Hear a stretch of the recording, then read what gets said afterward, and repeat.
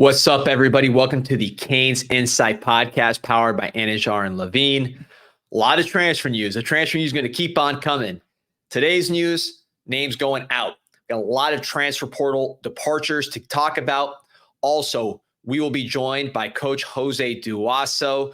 He is the GM of one of the top 7-on-7 teams in the country, Raw Miami, loaded with 5 stars and 4 stars, big Miami targets.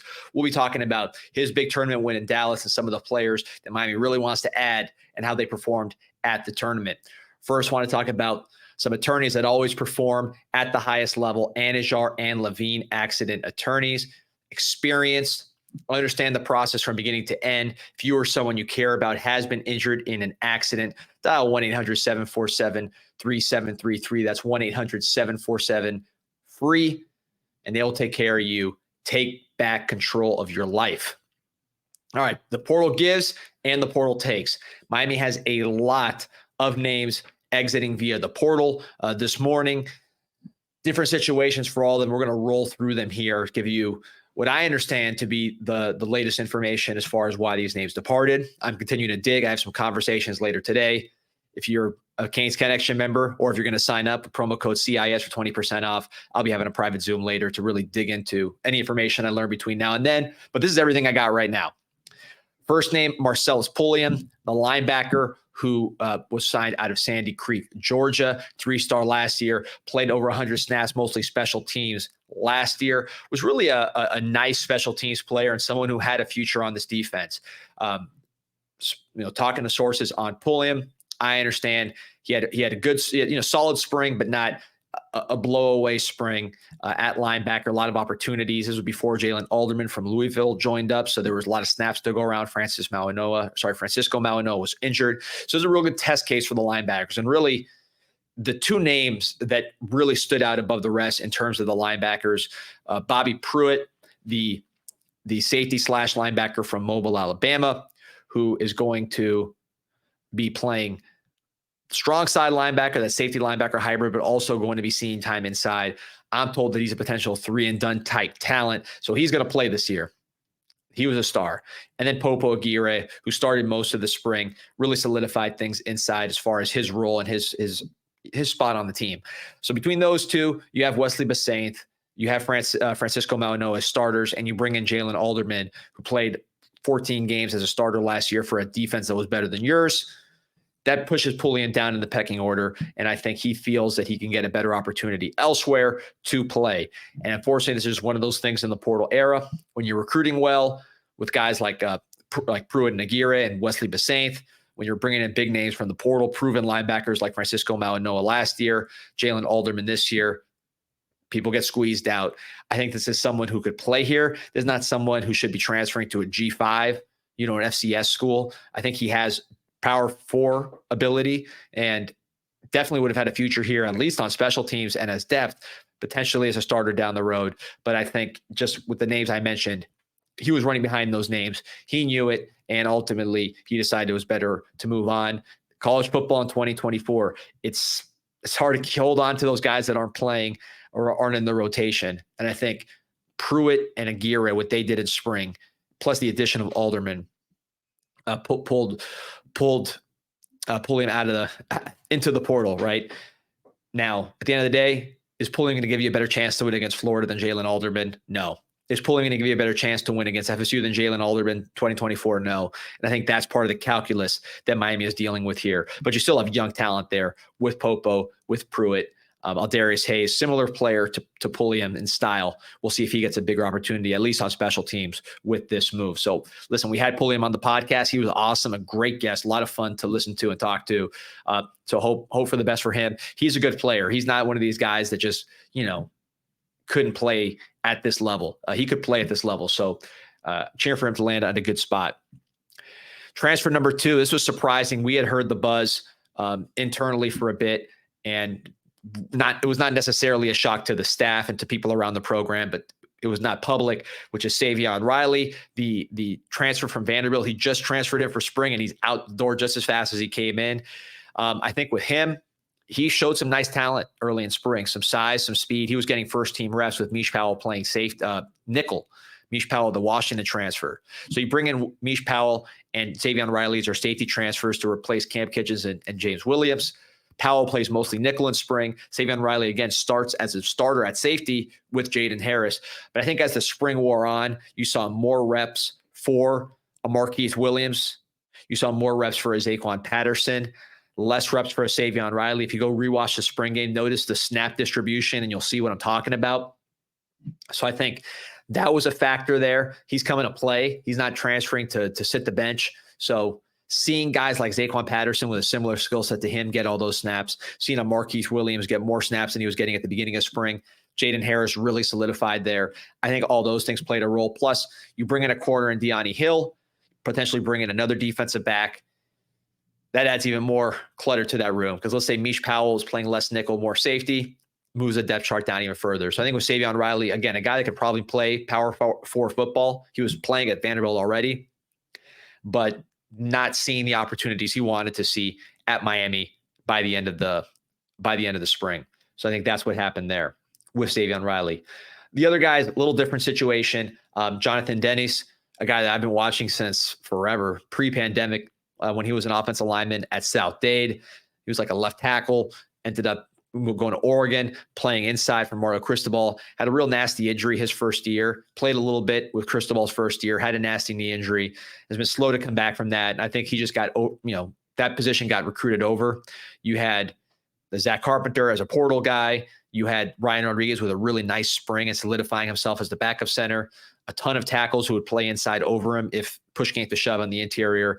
And I think Dennis just said, I'm getting old and I'm not going to play here, so I got to move out. So best wishes to him as he moves on. But I think he's a different situation than the first two. The first two would have had a role here, whether it was special teams, deep rotation for Pulliam, possibly rotation for Savion Riley. I think they just wanted a bigger role. Dennis, I don't think he had a big role here in Miami. Same thing with Demetrius Freeney, the corner from junior college that Miami took last year. I understood the pickup. It was a position where Miami had not recruited well out of high school. You get in a guy from JUCO with some speed, with some size, quarterback in high school, hoping he can make the transition. And I just think he just didn't really distinguish himself at that position with all the reps. So the reps are only going to get smaller at corner as you bring in more guys. You bring in a Ryan Mack, you bring in an OJ Frederic, you potentially bring another corner, Deani Hill out of Marshall.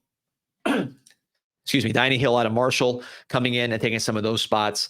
So just push him down the depth chart. I don't think he was going to contribute a lot this year. All the best to him.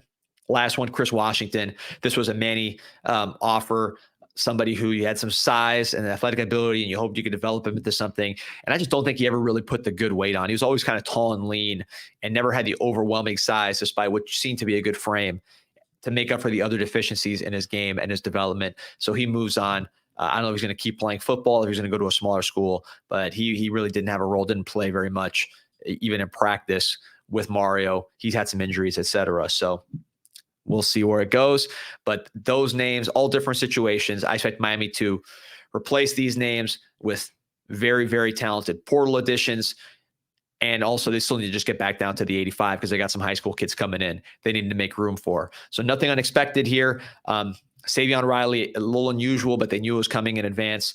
Pulliam, there were discussions. I don't think they're totally blindsided by it. I think this is just a natural consequence of Pruitt and Popo doing what they do, bringing in Jalen Alderman. Good player. He should find a home in the Power Four. So after this little break, we will be talking to Jose Duasso, the GM of the top 7-on-7 team in South Florida and possibly the country, Raw Miami. All right, we are here with a very special guest. But first, I want to talk about my boys at Canes, where you see the hats, you see the bobbleheads. It is Miami sports fans' heaven, not just the Miami Hurricanes. You got the Miami Heat. They're still alive. Florida Marlins not doing so well, Miami Marlins, but you got the Florida Marlins teal gear as well. And, of course, the Florida Panthers, anything you could possibly want, they got there. Caneswear.com if you're not in the city. You go to Caneswear in the Arrowhead Plaza if you are. All right, now we got a champion in the house. The OT7 Dallas champ, first championship for Raw, first of many. Number 2 ranked 7-on-7 program in the country, going to be number 1 by the time the season is done. Our old friend, Jose Duasso. How you doing? What's up, D-Money? Thanks for having me. Doing great, man. I mean, I feel like I was worried you wouldn't answer my calls. I seen you on NFL Network, and I was wondering if I asked you to do the podcast, would you big time me? But I'm glad that you're joining us here. CanesInsight is family, so I'll always be on the pods. Appreciate that. But so for those of you who don't know, Jose, you had your team on NFL Network. So the first team ever on NFL Network, your first championship, and you took it home. So tell us about just that whole weekend in Dallas and how it felt to finally carry that trophy. It was good. We OT7 is Overtime, the social media platform. They launched their own 7-on-7 circuit. They partnered with the NFL Network this year. They've been live streaming the games. Last year was their first full tournament series run. Now this is year 3 for them, but really year 2 in the tournament series run. They partnered with the NFL Network. They showed 2 games a day on Saturdays and Sundays. There's one more weekend this weekend. We won't be a part of it because of spring football. Then the national championship in June in Tampa, June 7th weekend. That would also be on the NFL Network. But it's great for where the space is going. We didn't win the first weekend, but we were the first team on the NFL Network. We did win that game. We finished in the Final Four, came back the following weekend in Dallas, and were able to pull it off and beat our so-called rivals as the Trillium Boys for the regional Dallas championship. So it was very fun. And finishing ahead of South Florida Express. I know we got a lot of South Florida Express fans that watch this show. Yeah, Raw coming out. They have on first top. round exits. They're not very relevant these days. So we're here with the top team, and some familiar faces on defense. You had Cam Kitchens and DJ Ivey coaching. Yeah. Obviously you have a long-standing relationship with both those guys. I know last year you were over the moon to see DJ Ivey get drafted, make the team play in the NFL. Now seeing Cam Kitchens get drafted. So tell me about just those kids and what they meant to Ron, to you yourself. Oh man, I wouldn't be where I'm at with the both of them. Even Gilbert Frierson, Josh Jobe, Khalil Brantley, Cam Kitchens, Romello Brinson, Tim Burns. That whole crew is very loyal to me, trusted in the process. With the 7-on-7 stuff and outside in life, just becoming family to me, my little brother. We have a very deep relationship. They see what I'm doing on Raw. They completely support it. Like I said, they are family. They coached with the kids. I was really happy to see it. You already know Cam loves to give back. DJ is just a smooth operator, very, very low key, not very outspoken, but supports anything I do. Was the first one there, coaching up the kids, grabbing them on the sideline. It was really nice to see. Like, I'll joke with DJ. He definitely has a career in coaching, I think, after football, because he knows what he's doing and he knows how to talk to these kids. Yeah, look, people watching this saying, what's the relevance to a Canes podcast? Obviously, we talked about those two Canes, but your team this year is loaded with pretty much Miami. It feels like Miami's entire wide receiver and corner board is on your roster, especially safety board and safety with some of the new pickups you made. I'm going to start actually with someone who is not currently in the mix for Miami as prominent as some of the other guys, but he's a riser and he might end up being one of the names we talk about here, which is Nan Montgomery, the Rhode Island transfer. Tell me about what he did in OT7. Oh man, first off, he had to visit the Bama. Literally got off the plane, got on the Uber, showed up to the playoffs, and led the weekend in touchdowns. And he missed the first day to help us get to our first championship. He's Mr. Big time playmaker. Like, the ball's in the area, his catch radius is just as good as it comes. It's elite of the elite. He has that special trait where, when guys just jump and they have hang time, he legitimately floats. As he's going up, the DB's going up, and he's going to stay there as the DB's going down. So he's got just incredible body control when going up for the ball. He knows how to turn his hips, get his belly button to the ball, and really come down with it. I think he's been working on the track. He's been working with Justin Jefferson and Justin Fields a lot this off season. He ran track. He transferred to Miami Central. I think you're going to see a completely different player on film. I know he had some red flags with his speed and stuff like that, but I think he's really made those strides in the speed department. He could create separation. Like, if he doesn't end up in Miami, I could see him ending up at like an LSU, a big program like that. And he's those guys that you scratch your head on where, why didn't he come to Miami? Even though he is from Rhode Island, he lives in South Florida, loves South Florida, but that kid is a special talent, knows how to just go up and grab that ball. And we'll be out. Canes Insight's going to be going out to Central, see him in spring, and we'll be seeing a lot of prospects, including Nahshon. One guy that has been to Miami a ton, and I feel like it feels like maybe some momentum building with him. I know we won't get into the details of the recruitment. I know you like to stay out of that, but Dallas Wilson, the 5-star receiver, committed to Oregon. Tell me about his weekend, what you saw from him. Oh, well, we won the championship. He's just, but it's like I said, we have a lot of safety blankets. They joke around that I've assembled the Avengers at my wide receiver core to beat 5'4" Polynesians that have no Division I offers, but we'll get them in the national championship. We lost them this weekend, but no, it's pick your poison when my starting, we really run it like a basketball rotation. Like I even had Calvin Russell playing with us this past weekend. He's a basketball guy, as we know, 5-star out of Miami Northwestern 2026 class. I told him, hey, CJ, I need you to be Mano Ginobili this weekend. Aaron Gregory in other weekends has been our Mano Ginobili, 6-man off the bench. Like I have 7 receivers that you have to think about it. Some weekends, Aaron Gregory, who's a 5-star, is coming off the bench. And this weekend we had a 5-star coming off the bench. So that kind of tells you the receiving core we have. But Dallas, just 6'3", 6'4", physically imposing body, knows how to be a possessions receiver, knows how to make a big play. He by far has probably one of the highest ceilings in this class. There's a reason he's a 5-star. He could arguably be the best receiver in this class when it's all said and done. When it comes to draft time, I definitely see the ceiling. It's there. So it's scary where that kid's potential could be and how physically imposing he is with how much more he could physically grow. Another major target for Miami, Cortez Mills from Homestead. He's been on campus a ton, 25 receiver, 4-star. We talked about his game and going up and getting it. What did you see from him in this tournament? Big-time players make big-time plays at big-time moments. Led us in the championship in touchdowns. I want to say he had 2, maybe 3 touchdowns. One was wide open that he cooked the guy, just completely made him go inside, and he went outside and was wide open in the end zone on your favorite wheel route. But he's so smooth in his releases. He can make the contested catches. I have 4 to 5 receivers that ain't 50-50 balls. It's 75-80 balls. And Cortez is one of those. He creates separation. He's very fluid in his routes. Love to see him get in a college weight room program and see him fill out. But once again, he's got a lot of my receivers haven't even scratched the surface of what their ability is. Yeah, you talked about Aaron Gregory, who we went over last show, the 26 5-star. Donovan Olagbodi, did I pronounce that right? Yeah, you did. He's out of a IMG Academy. He's like what I like to call a D-Money special.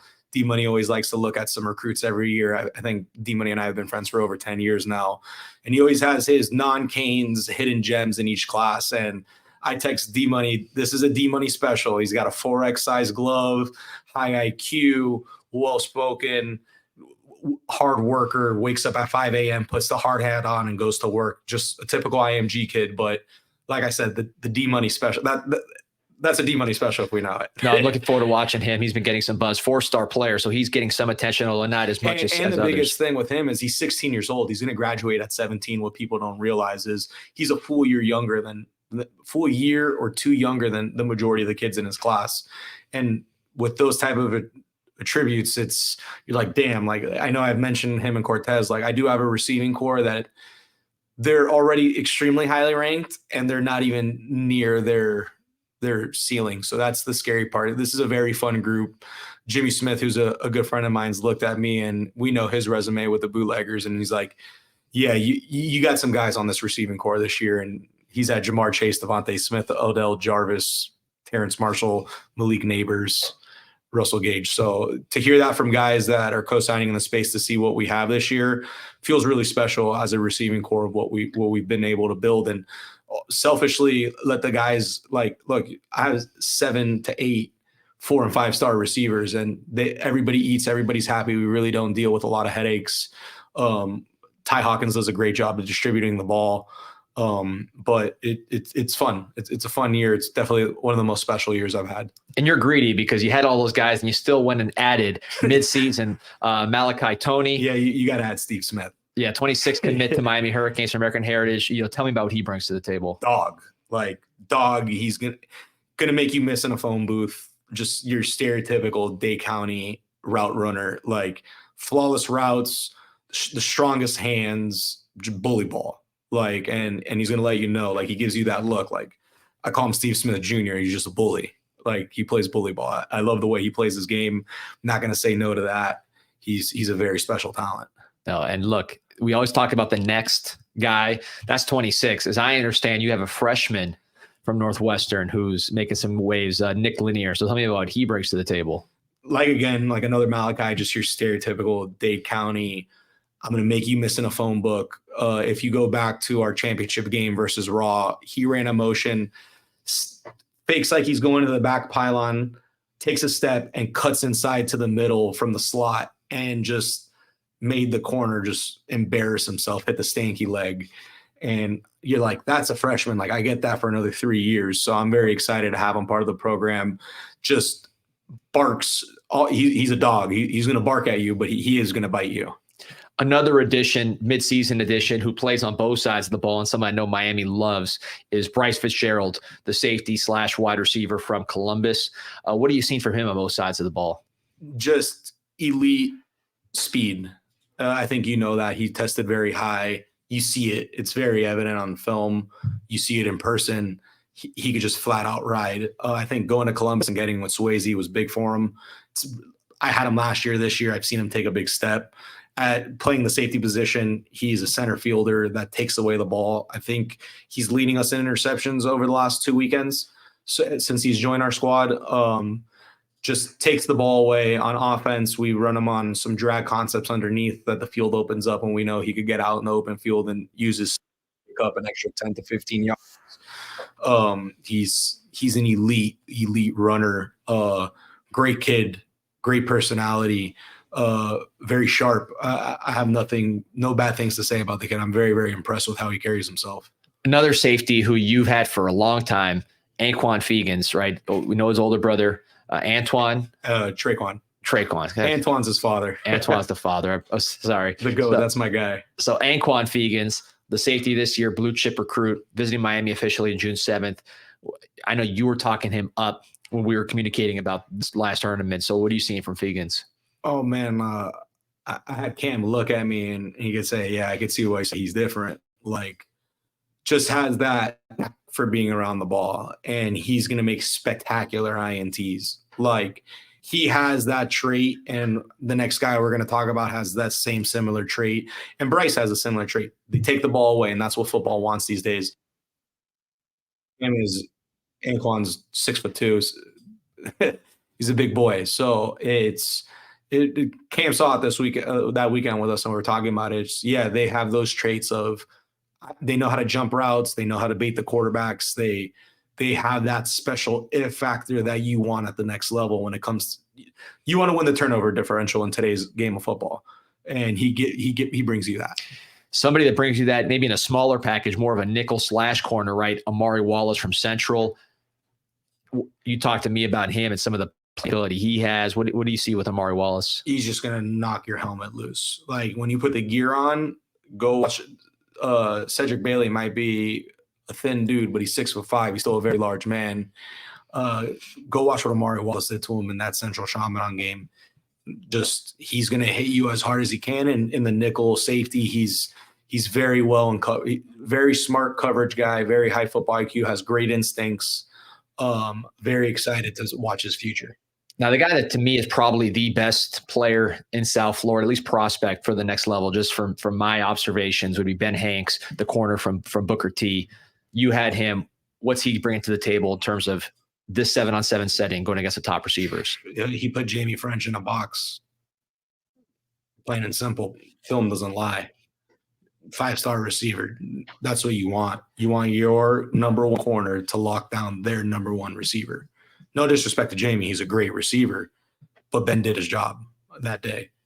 And I'm just very proud of what he did. He put on a great tournament. He's put on some great tournaments for us. Corner's the hardest position in football because when you get beat, everybody knows it. And he battles back. You get beat, he comes back into the paint and stands in it. And he has that mental toughness. He has the elite speed, as you know. He's long. He's a day one guy if things work out for him. Now, you got enough guys on your own team, but you're also playing against the best guys on the other teams. Yeah. So you were able to see, I know, one player particular from South Florida Express that caught your eye as a playmaker. Verno Brown is a dude, plain and simple. Like he's very, very good at the game of football. I'm a big fan of his game. Yeah, so we'll hopefully keep on recruiting him, keep on recruiting all your guys. I know there was a YouTube video, right, about everybody on your team's pretty much a 4-star, 5-star. Yeah, pretty much everybody on our team has over 40 offers. Yeah, so loaded a roster, the Pat Riley of the game. Really excited to see what you've built, and not just on the field, but off the field. I know that Raw is closely affiliated with Beyond the Goalpost, with Ricky Jean Francois, yourself, and Cam Kitchens. Ricky Jean Francois, you may remember, guys, the LSU defensive tackle, played 10 years in the pros. MVP of the national championship game. Shout out my boy Freak. Carroll City, right? Yeah, Carroll City. Miami. That was one Miami should have had.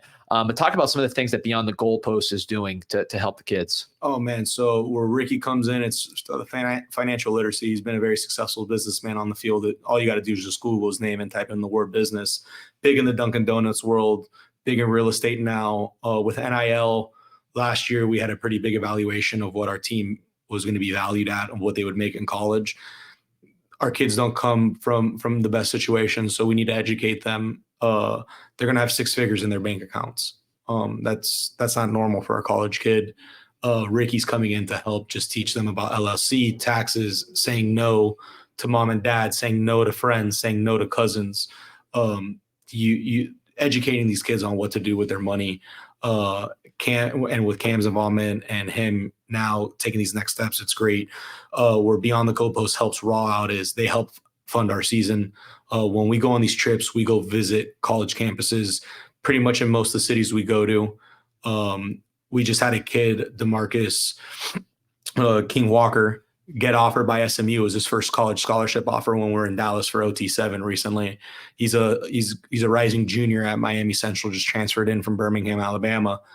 Had no Division I offers, doesn't have much Division I film. 7-on-7 is opening up the doors for these kids to get college offers to go play the real game of football.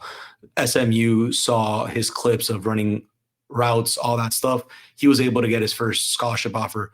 Yeah, I know this is a CanesInSight podcast, but to have a kid get his first offer to a school like SMU as a safety blanket for the kid to go, that's a pretty nice life to set up for a kid if he goes there all 4 years to get an education from a school like that. That's what we're really trying to strive for. Also, at these tournaments now, kids are getting ranked off it. So it's giving these kids to put them in a position. If you could get them higher ranked, that means they're going to get more of an NIL value and take care of their life. If football doesn't work out, we want to make sure, obviously you could lead a horse to water and they won't drink. But if we get a few of these horses to drink and make sure that if football doesn't work out for them, because, I've been doing this a while. I've had a lot of 4 stars. I've had a lot of 3 stars. I've had a lot of 5 stars. Some of them haven't made it.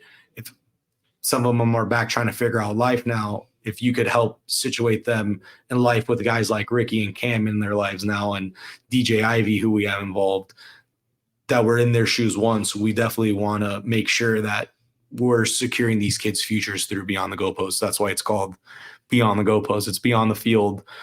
We do an excellent job. I have an excellent team. I have Joel involved, as you know, is a good friend of the program, of the podcast. Elijah King, Drake Carl Smith, Joe and Becker. Now, honestly, I really wouldn't be where I'm at today without Mike Haggard. He's been just wonderful for me. His son played quarterback for us. He really set me up and helping me build out the 7-on-7 stuff. And I got a lot of love for Mike for helping me where I'm at.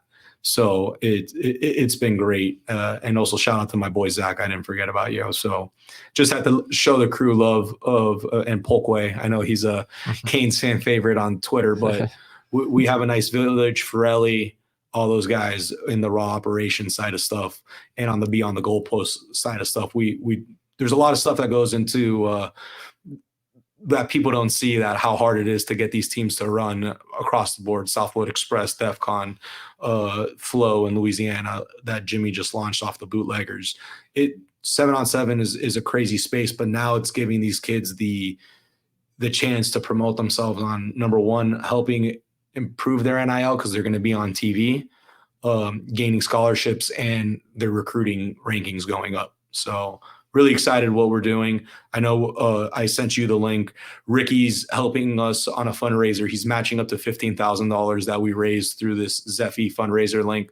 So if people could donate, that would be awesome, because we're really just trying to make strides in this community and make an impact in South Florida and across the nation. It's just not the kids here. We do have kids from across the country. Yeah, the link is going to be in the description of this YouTube. It'll also be on the thread on CanesInSight. So, Jose, man, appreciate you. Congrats, and coming for that number one spot. Yeah, we got the national championship. I got to get the monkey off my back. I feel like Kirby Smart right when he figured out Bama. So that's the position that we're in.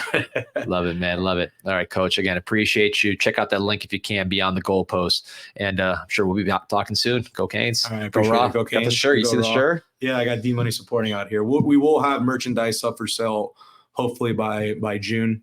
We're working on some projects, so we will have Raw merch as well for purchase. Awesome. All right, guys. Thank you for joining us, and we will see you tomorrow.